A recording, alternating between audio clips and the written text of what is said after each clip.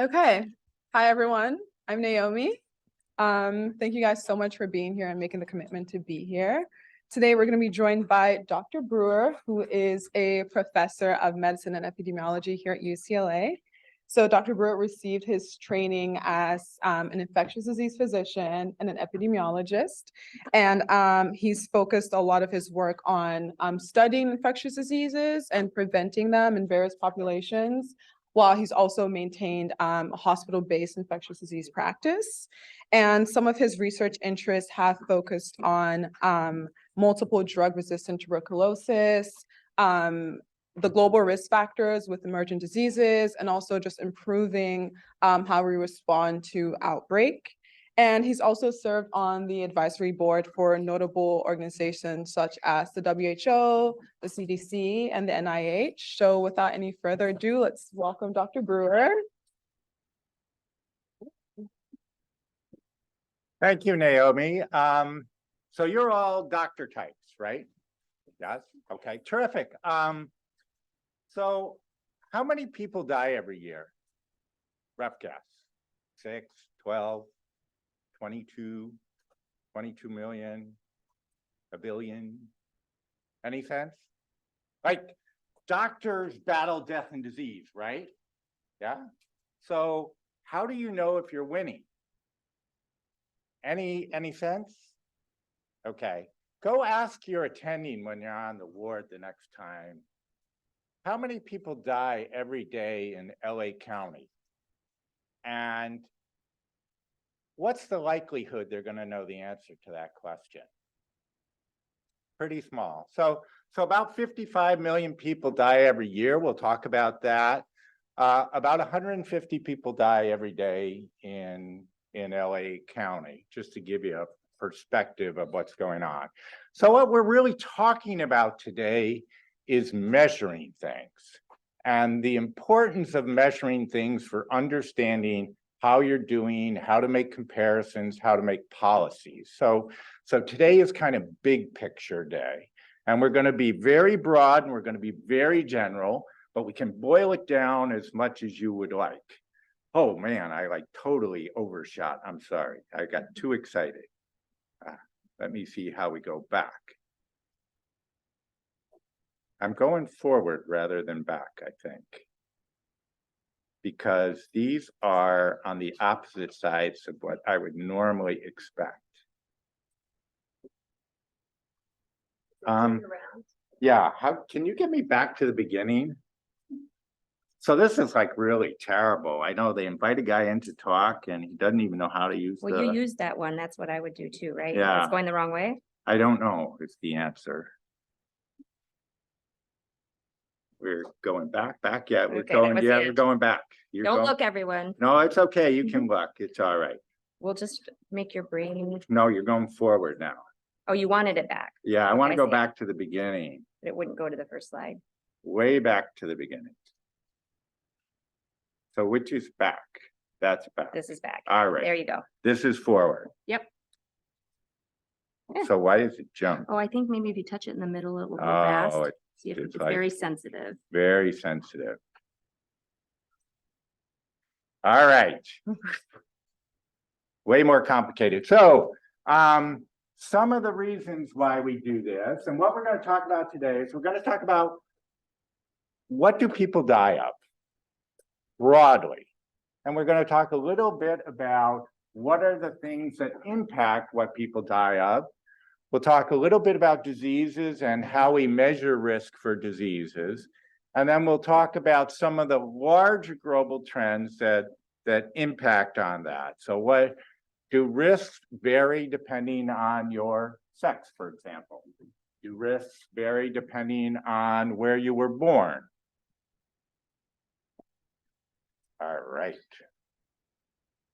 So I touched briefly on this, but why we do this is this really helps us to make decisions.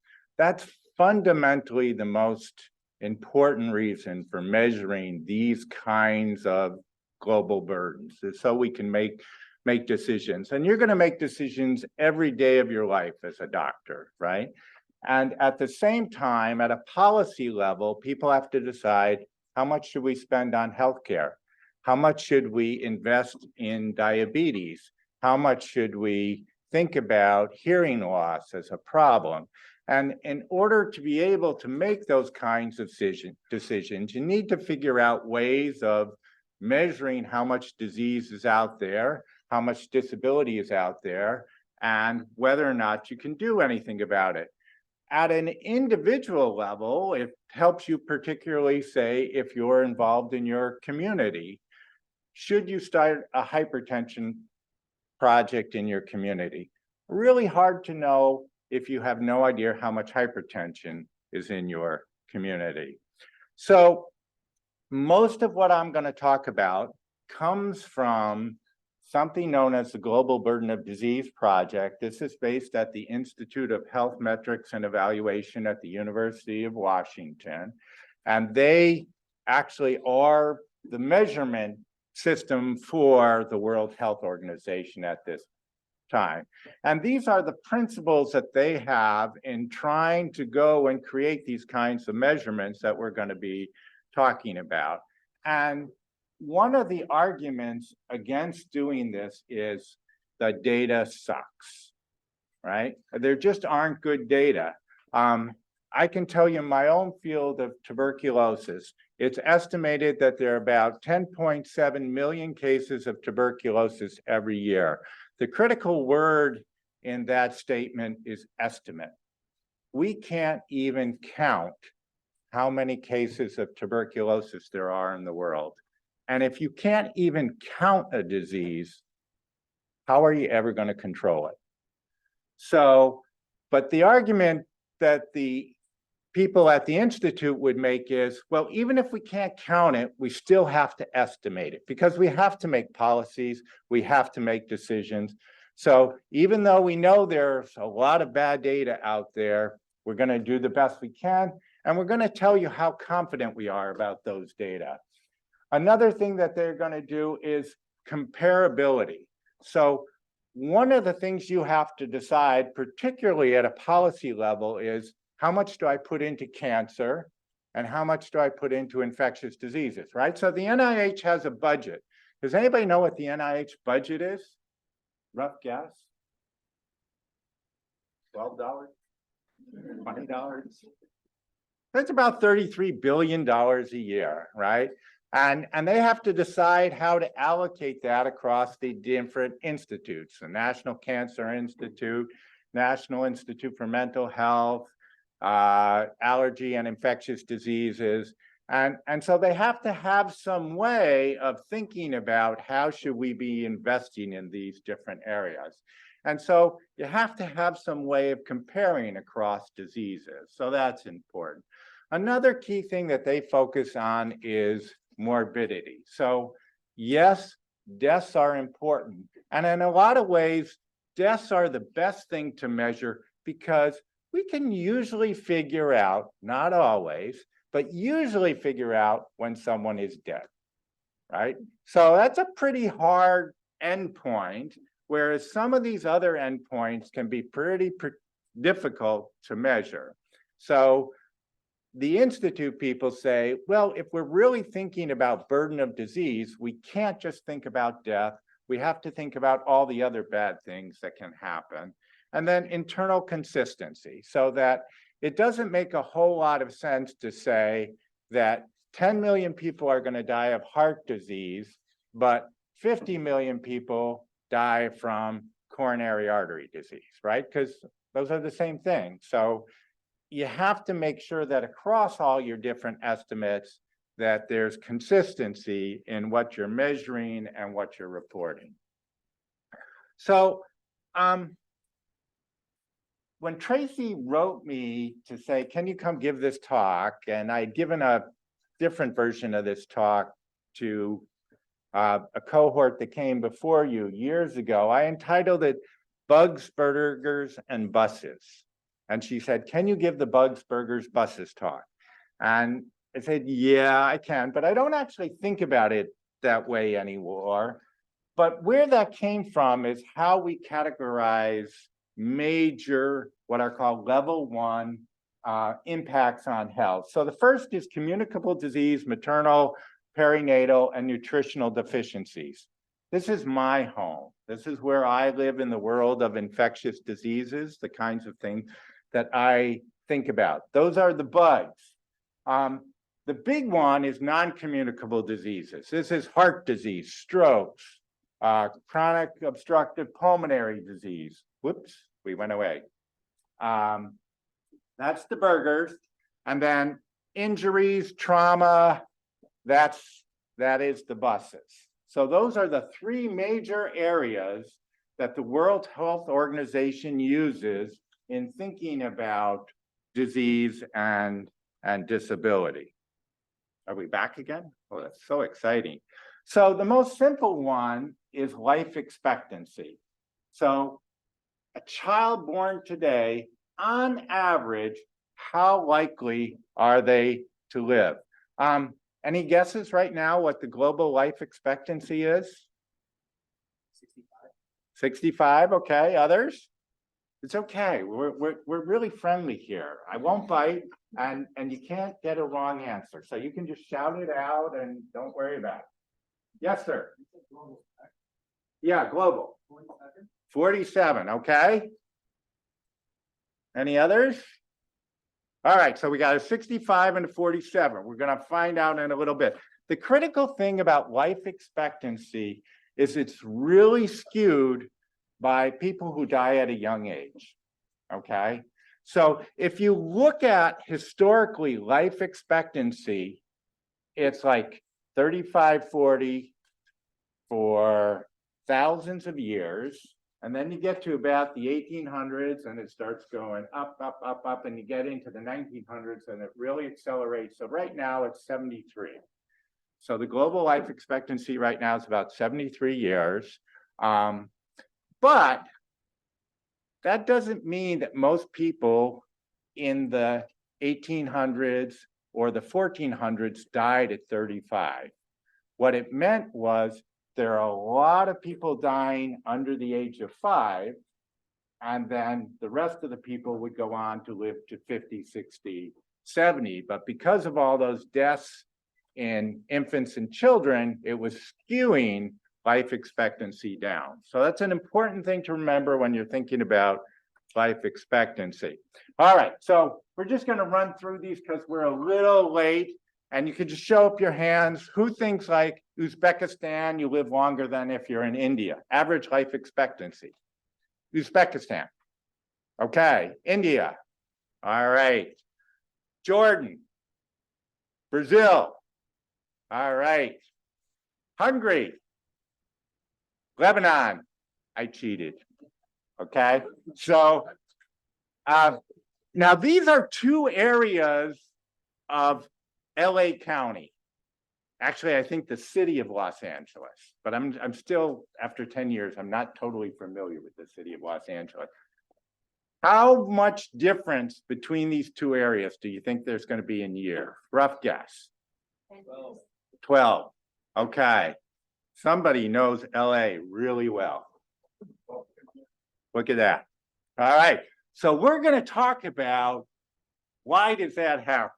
All right, and what you can do for measuring it. So as I said, about 55 million people die every year.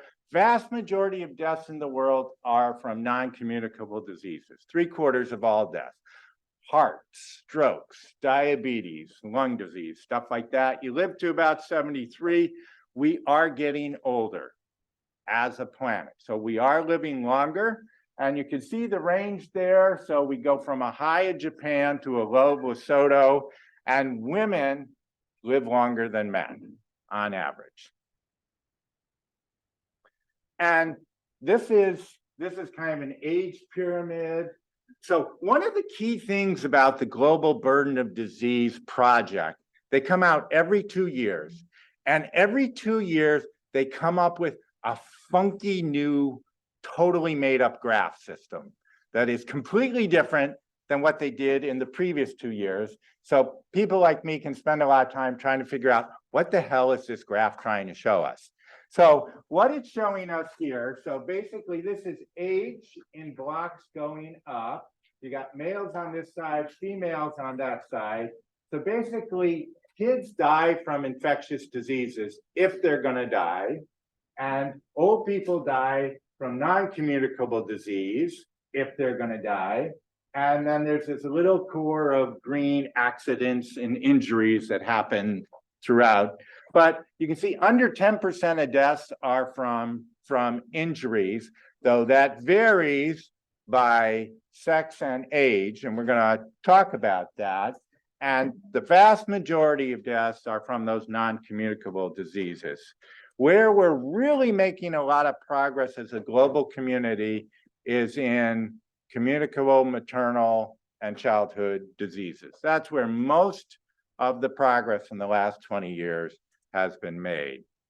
So we're getting older, we are getting healthier, and as you can see, deaths are up, but death rates are down. And that's just because of two things. One is there are a lot more people around than there were before. And so if you have more people, you're going to have more deaths eventually. And we are getting older. And as you get older, you tend to increase your probability of dying. So even though a lot of these metrics look like they're going the wrong way, in general, we're actually, if you look at rates rather than absolute numbers, we are getting healthier.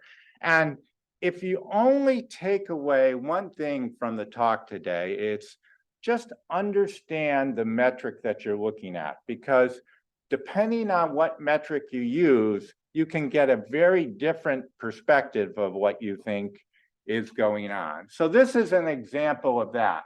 If you look at what kills people, it's cardiovascular disease, right? That's the #1 cause of death. And then #2 is cancer. So people are dying of heart disease, they're dying of cancer.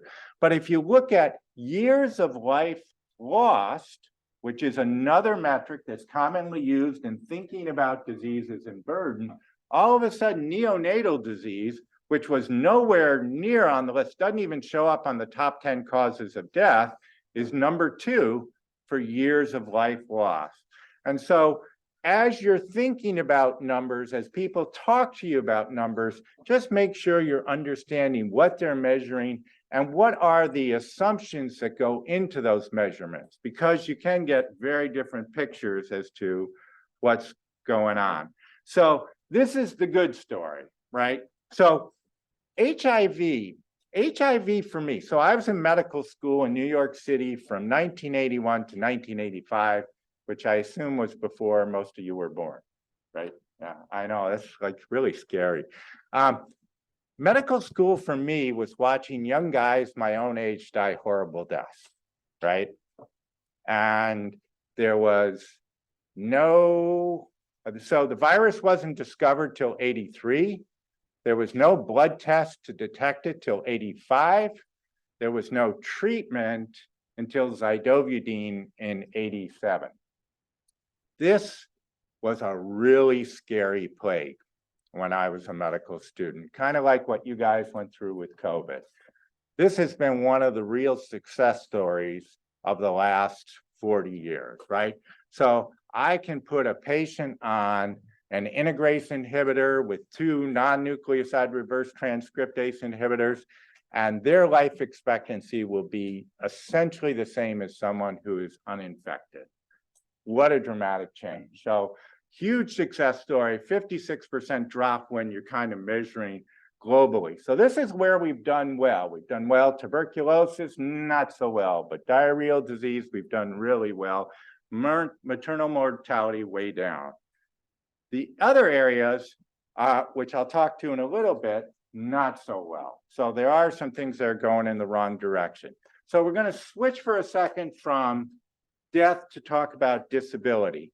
Disability is defined as a loss of health, and it's thought of as functional capacity. So if you can't hear me, that's considered a disability. If I can't use my right leg, that's a disability. If my kidneys don't work, that's a disability. So what the global burden of disease does is they try to come up with how many different diseases and injuries there are. You don't have to worry about this number. What I can tell you is every time they go through this exercise, this number keeps increasing, right? So they keep adding different kinds of disabilities. Something that you're going to see a lot in this literature is years lived with disability. And so this is a made up number, okay? So they come up with a weight. How bad is it to lose your hearing? So what do? They survey lots and lots of people and they say, gee, if you lost your hearing, how bad would that be for you? Would that be a 10% increment loss in your health? Would it be a 30%? And as you could guess, that's A, very subjective, and B is going to vary from person to person. But they'll do that across thousands of people, and then they'll come up with a weight. And they'll say, okay, this is the disability weight for that problem. And that's how they're going to calculate how much is this disability impacting on health globally. So the other thing is healthy life expectancy, or HALE. So healthy life expectancy is everything is perfect, okay? So on average, life expectancy globally is 73. Healthy life expectancy is about mid-60s. It's about 64, 65, depending on whether you're a man or a woman. And then the big one that the Global Burden of Disease Project likes to use is something called DALYs. And you may have heard of DALYs before. And those are disability adjusted life years. And so that's a combination of two other measurements: years of life lost plus years living with a disability. And remember, years living with a disability was also a combination metric, right? You had that weight times the exposure. But DALYs is the one that they really like to focus on. So if you have a DALY of 0, you're in perfect health. And if you have a DALY of 1, then you're not doing so well. So what about DALYs globally? Well, DALYs are basically tracking like deaths. So overall, if you look at total DALYs, they're kind of creeping up. But if you look at rates, they're actually going down a little bit. And again, it has to do with aging of the population and the fact that there are more of us, that the numbers go up. But the big decline, as I've said so far, is really in kids and infants. That's where we've made major progress with our vaccines, with clean water, with public health. Really had a big impact there. When I told you before that injuries only account for 8% of the global deaths, what I didn't tell you is that if you looked at 10 to 24-year-olds, this is actually the #1 cause of death in that age group, is injuries. So if you make it through infancy and childhood, you're probably going to do okay unless you get run over by a bus. And at which point then, that if you are going to die in this age bracket, that's probably what you're most likely to die of. So what about some of the trends in all of this? So just as I've been saying, because we're getting older, rates are, total numbers are going up, but rates are actually going down. Big exception is BMI and diabetes. So globally, we're getting heavier, we're having a lot more diabetes, and that's impacting on both disability and death. The other big thing that's happening is we're transitioning from infections to non-communicable disease, though SARS-CoV-2, the virus that causes COVID-19, reminded us that we cannot forget about infectious diseases either. So depending on how old you are, and we'll talk about where you live, what you're likely to suffer from actually varies a lot. So for example, if you look at under 10-year-olds, over half the dollies globally for under 10-year-olds happen to kids in sub-Saharan Africa, even though they only account for about 25% of the under 10 population. So they're getting disabilities and deaths at a much higher rate than kids in other parts of the world. As I said, once you move past that childhood, then injuries become critically important, both for causing disabilities and for death. But it actually varies depending on whether you're male or female as what you're likely to suffer from. And then once you get above 50, you're in my age bracket, and then we're worried about heart disease, all the things that you're learning about in medical school right now, right? They're probably like hammering you with heart disease and stroke and diabetes and stuff like that. And you probably have spent no time talking about Loa Loa, if I had guessed. Any lectures on Loa Loa? No. Does anybody even know what Loa Loa is? Yeah, so it's a filarial infection. It's transmitted by a fly. This little worm gets into your blood. It causes calabar swellings, and you can actually watch the worm go across the eyeball. And I worked as a doctor in the Schweitzer Hospital in Lambaréné in Gabon, West Africa in 1987. I was a second-year medical resident, and I watched a Loa Loa filaria go across someone's eyeball.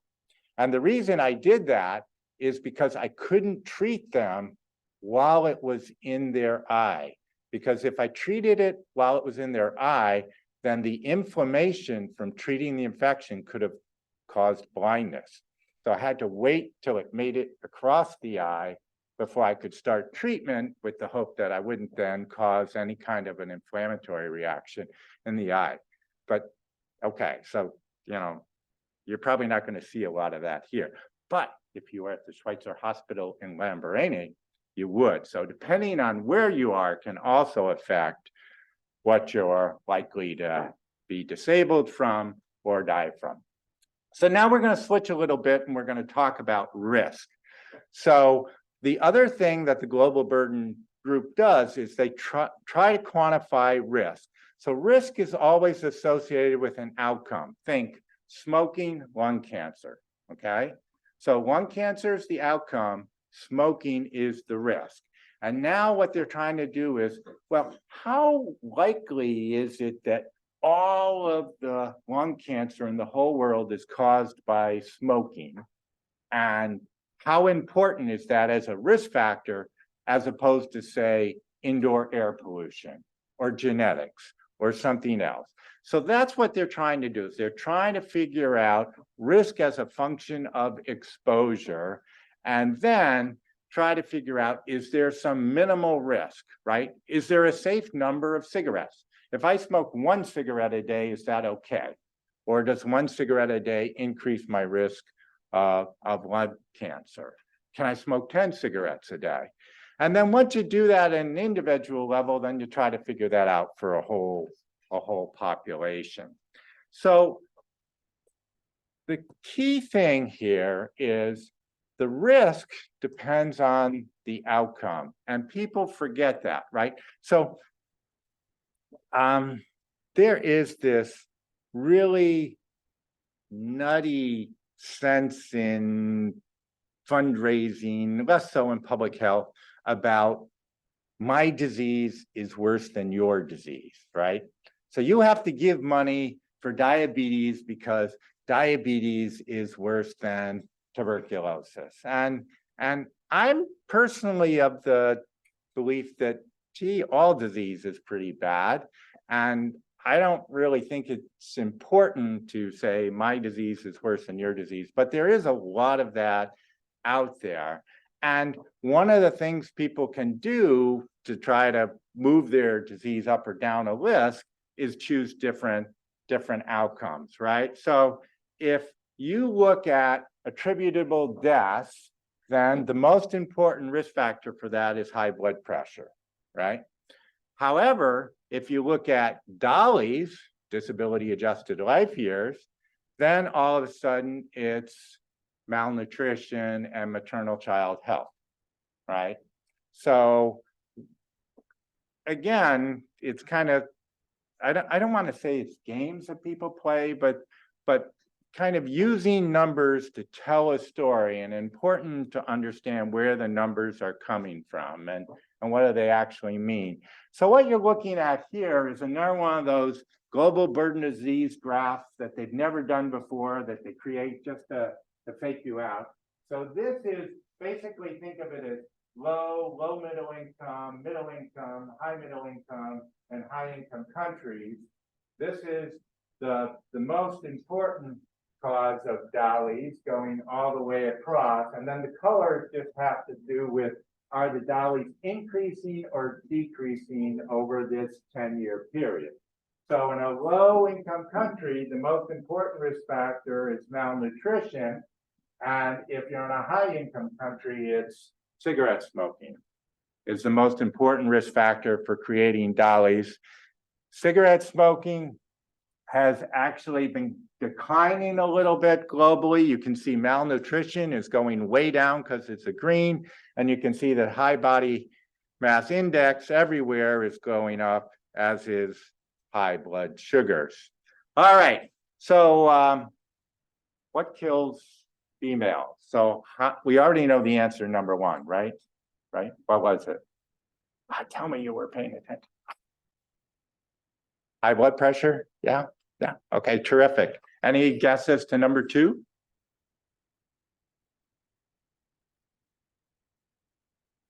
All right, well, we won't. Diabetes. All right, well, that's pretty good. So diabetes was number three. Air pollution, high BMI, number 4 and 5. So rough sense of what they're trying to say causes deaths in women in 2019. So let's talk about tobacco for a second. This is, to me, the most amazing quote in public health from Dr. Tedros, the Director General of the World Health Organization. If you think about it, it's stunning. Tobacco is the only commercial product that, if you use it as it's intended to be used, kills half of its users. That is just stunning, right? Could you imagine, driving your car, like half the people, if you drive your car the way you're supposed to drive your car, half of the people would die. But nonetheless, that is tobacco. About 9 million people a year die from smoking related things. About 1.3 million die from secondhand smoke. Most of that occurs in low and low middle income countries. So still probably the most important fixable risk factor in the world, that and high blood pressure, would be, if we could do two things, if we could stop everybody from smoking and get blood pressure down, we'd have the biggest impact on death and DALY. So where are all these smokers? So this is males, this is females. You can see in China, a lot of men smoke, not so much among women. In Greenland, apparently everybody smokes. This is the number one risk factor for death from men. So remember, what are they dying of? They're dying from heart disease, but what's causing the heart disease is in big part the cigarette smoking. I mentioned this, I'm gonna skip over because we got started a little late. We are getting heavier. We're eating, what did we eat today for lunch? Like cheesy things, and yeah. So we're like kicking our blood sugars up. It was not like just clean salads or whatever. A lot of diabetes out there in the world. 7% of the world's population, diabetes. Males more than females. I was in Tonga once years ago. Tonga, 70% of the adult population has a BMI over 30. 70% of the population is obese. If you look in absolute numbers, it's China, it's India, it's the United States. Not surprising, we have the biggest populations, but if you look at percentages, it's places like Tonga. So just kind of summarize a little bit, we're making a lot of progress in maternal child health. Socioeconomic development, we haven't really talked about, but that's why maternal child health is getting so much better. It's getting clean water to people, it's getting sewage systems in place, it's getting vaccines to kids. And so that's why we've seen such a big impact there. But at the same time, with socioeconomic development comes this transition to non-communicable diseases. So this is LA County. This is what we die of here. And look at the difference between 2020 and 2019. What do you notice there? There's this thing called COVID-19.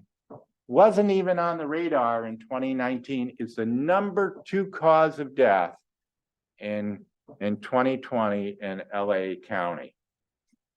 So what you're looking at here, this is kind of just kind of a funky graph, but you're looking at, this is kind of non-COVID deaths, this is average deaths, and then the pink is COVID deaths. And you see this big spike that occurred all of a sudden, 25% increase in all-cause mortality just from this pandemic in 1 year. Again, men more likely to die than women, very much age associated, but not everybody. At one point, I had 3 pregnant women under the age of 25 on ventilators and ECMO machines from COVID. So it was not just old people who were dying of this disease. LA County, just like the rest of the world, men die more than women. And if you live in West LA, so this is West LA here, and this is South LA, right? Big difference in terms of whether or not you're going to die from COVID, depending on where you lived.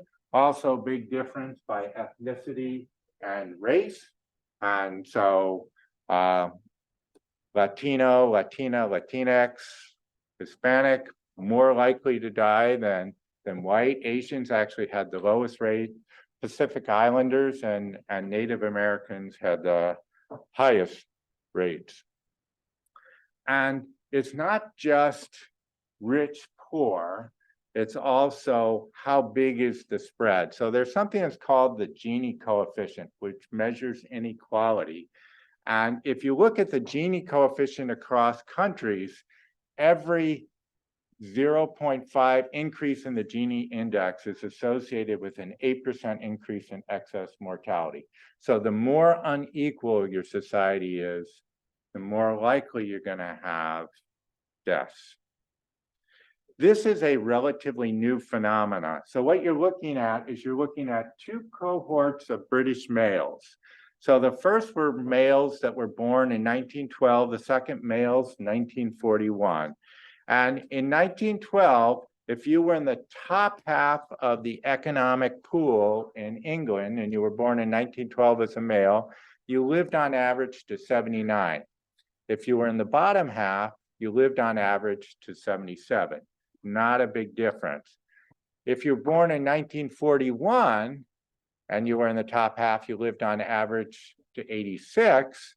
If you were in the bottom half, 80. So you're starting to see that spread happen again.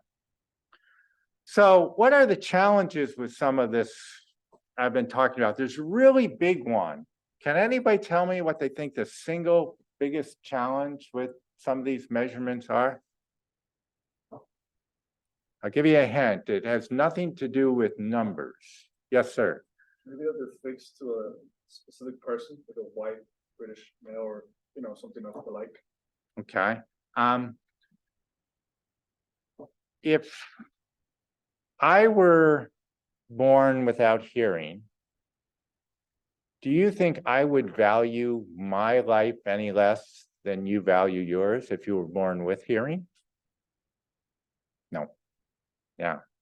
But what happens if you have hearing loss when you're calculating dollies? Right?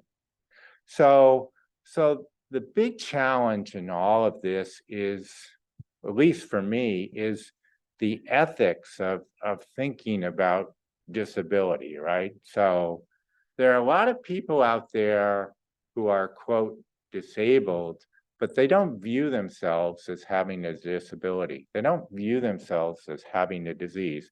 So critically important for policy that we do figure out ways to measure this. Hearing loss is a real problem. We need to know how much of a burden it is out there. Yet at the same time, we don't want to be saying that someone's value, which is a horrible word to use when talking about people, but someone's value because they have hearing loss is less than someone who has hearing, everything else being the same. So for me, that's fundamentally the biggest challenge. And I don't claim to have an answer to that, but just something to think about as you're thinking about the statistics, everything else. Yes, there is a lot of black box going on, but to be honest, those are much smaller problems to me than grappling with the ethics of how we think about disability.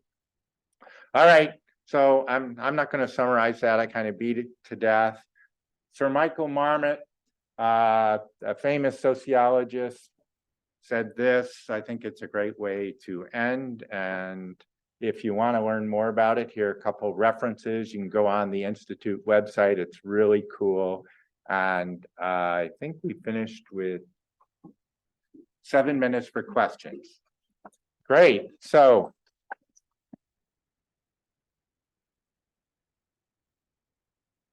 any questions? Can even be about COVID or whatever you want. You can ask me about diabetes, but I don't know anything about diabetes. Yes, sir.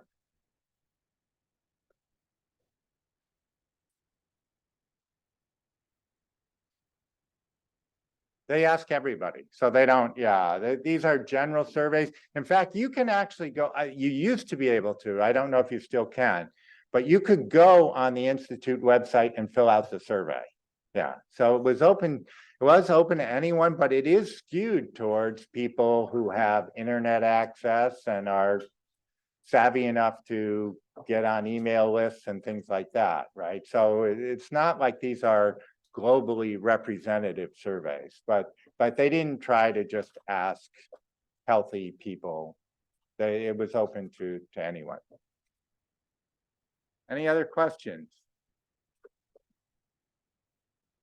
Oh, yes.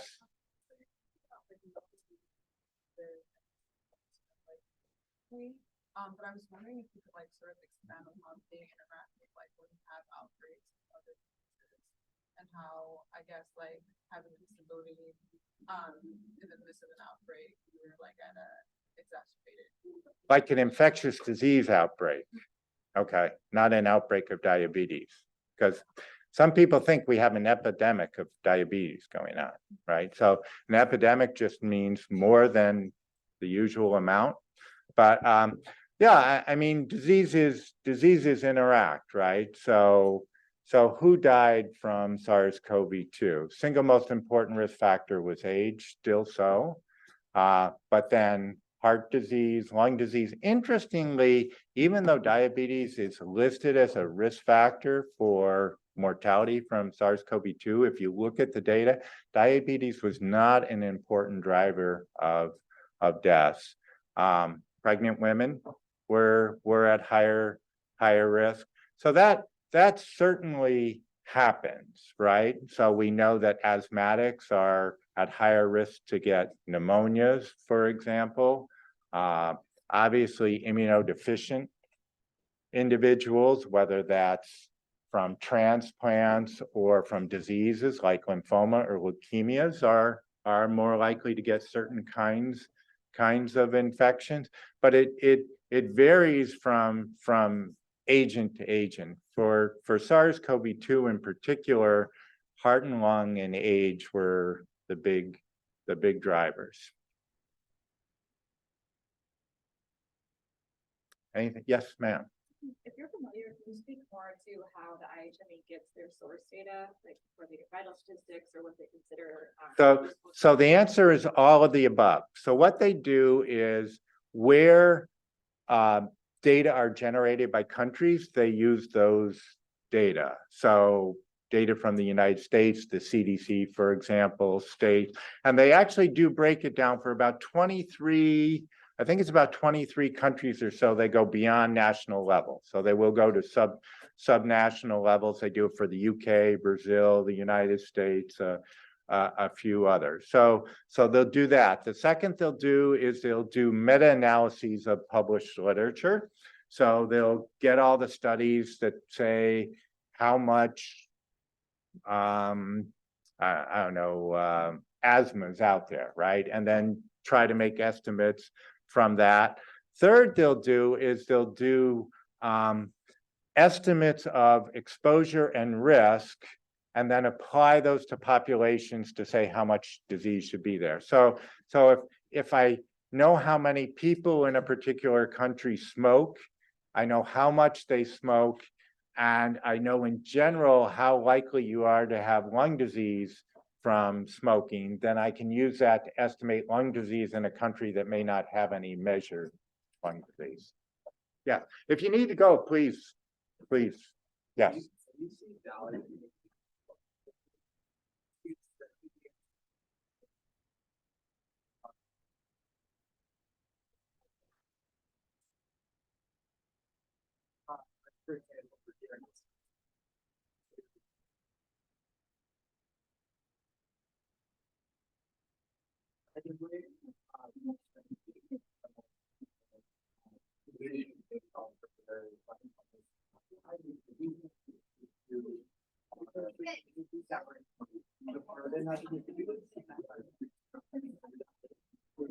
Yeah. Yeah, so dollies are used for all of the above, right? So you can use a dolly, and they would argue the advantage of using a dolly is it's comparable across different diseases, but you could use it for prevention allocation, you could use it for research prioritization, you could use it for allocating treatment availability, pharmaceuticals or hospital beds or whatever. You could do it for any of those.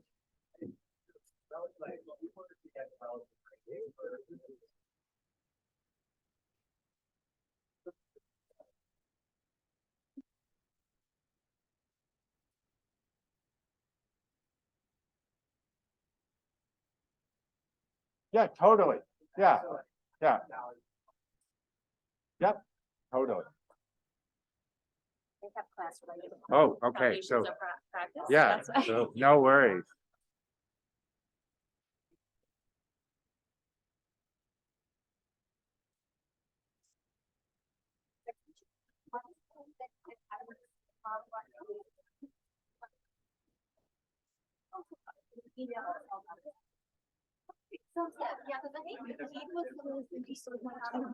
Yeah, no, yeah, don't be late, you too.